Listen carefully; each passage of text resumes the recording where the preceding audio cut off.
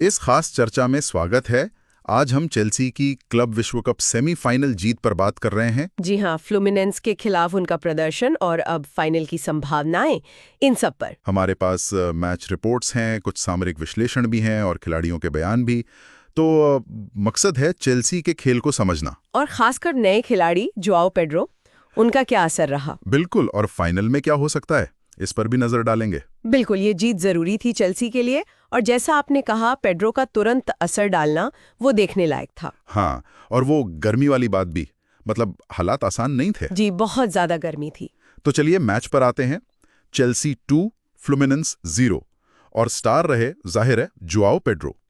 23 साल के 60 मिलियन की साइनिंग। हाँ, और अपने पुराने क्लब के खिलाफ ही दोनों गोल कर दिए उन्होंने 18वें और 56वें मिनट में। चेल्सी के लिए तो ये सपने जैसी शुरुआत है, और सम्मान दिखाते हुए जश्न भी नहीं मनाया। जी, पहला गोल तो बाद ही शानदार था।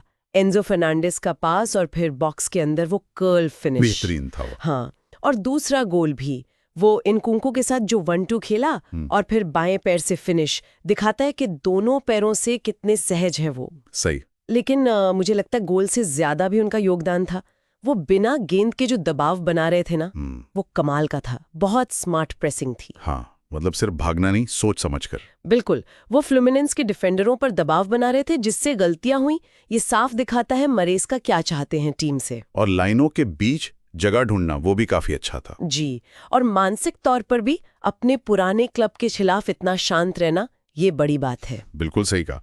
लेकिन ऐसा भी नहीं कि फ्लुमिनेंस के पास मौके नहीं थे। हाँ, वो 13वें मिनट वाला वीएआर का फैसला याद है? हाँ, वो पेनल्टी जो पलट दी गई। थियागो सांतोस शायद थोड़ा आसानी से गिर गए थे। और फिर वो कुकुरेला का goal line clearance, John Kennedy लगभग गोल कर ही चुके थे। जी, वो 26वें मिनट की बात है। वो बहुत अहम बचाव था, और थियागो सिल्वा का जिक्र भी करना होगा। हाँ, अपने पुराने क्लब के खिलाफ एकदम शांत और नियंत्रित प्रदर्शन। और ये अनुभव ऐसी मुश्किल परिस्थितियों में काम आता है।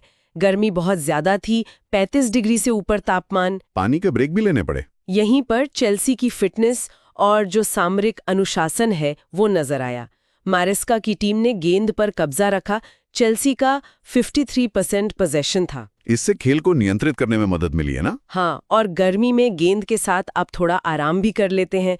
फ्लुमिनेंस की तेज रफ्तार शैली के मुकाबले ये शायद ज्यादा कारगर रहा उस दिन। तो इस जीत के साथ चेल्सी पहुंच गई है अपने दूसरे क्लब विश्व कप फाइनल में। पहला 2021 में जीता था। जी, और फाइनल रविवार 13 जुलाई को मेटलाइफ स्टेडियम में ही है।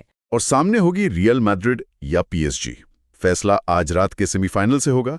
दांव पर ट्रॉफी और लगभग 29.5 मिलियन की इनामी राशि। काफी बड़ी रकम है। तो अगर फाइनल की बात करें सामरिक नजरिए से, क्या लगता है, मारेस्का की चेल्सी बनाम रियल या पीएसजी? देखिए, ये बहुत दिलचस्प मुकाबला होगा। एक तरफ चेल्सी का पोजेशन बेस्ड गेम, हाँ, गेंद को अपने पास रखने वाला, और दूसरी तरफ अगर रियल मैड्रिड आती है तो उनका वो तरल आक्रमण, एम्बाप्पे, बेलिंगहम, विनी जूनियर, बहुत तेज खतरनाक तिकड़ी है वो। बिल्कुल। या फिर अगर पीएसजी आती है तो लुइस एनरिके की मजबूत संरचना और डोनारुमा का डिफेंस। रियल की डिफेंडर डीन हाइसन सस्पेंडेड हैं शायद। हाँ, ये उनके लिए एक झटका हो सकता है। चेल्सी की बात करें तो 4-2-3-1 या शायद वो हाइब्रिड 4-3-3 फॉर्मेशन, जिसमें फर्नांडिस और कैसेडो मिडफील्ड में। जी, और आगे एनकुंकू, पामा और पेड्रो। विंग्स पर शायद नेटो या वायानो गिटिन्स में से कोई एक। तो देखने लायक क्या होगा?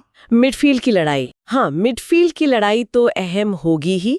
कैसेडोर और फर्नांडिस बनाम जो भी सामने हो, और पेड्रो, क्या वो फाइनल में भी यही फॉर्म जारी रख पाएंगे? ये बड़ा सवाल है। और दोनों टीमें क्या सामरिक बदलाव करती हैं मैच के दौरान, और जाहिर है गर्मी को कैसे मैनेज करते हैं। तो कुल मिला के अगर हम देखें, मुख्य बातें क्या है? पेड्रो की शानदार शुरुआत, बिल्कुल धमाकेदार एंट्री, चेल्सी की मुश्किल हालात में भी एक ठोस अनुशासित जीत। जी, और फाइनल में एक बड़ी सामरिक चुनौती का इंतजार, चाहे सामने कोई भी टीम हो। बिल्कुल। और अंत में सोचने के लिए एक सवाल, जोआओ पेड्रो ने पहले ही मैच में उम्मीदों से बढ़कर प्रदर्शन किया है, इसमें कोई शक नहीं। हाँ, बिल्कुल। लेकिन क्या वो फाइनल के दबाव में एक शायद ज्यादा मजबूत, ज्यादा अनुभवी टीम के खिलाफ इसी स्तर को बनाए रख पाएंगे?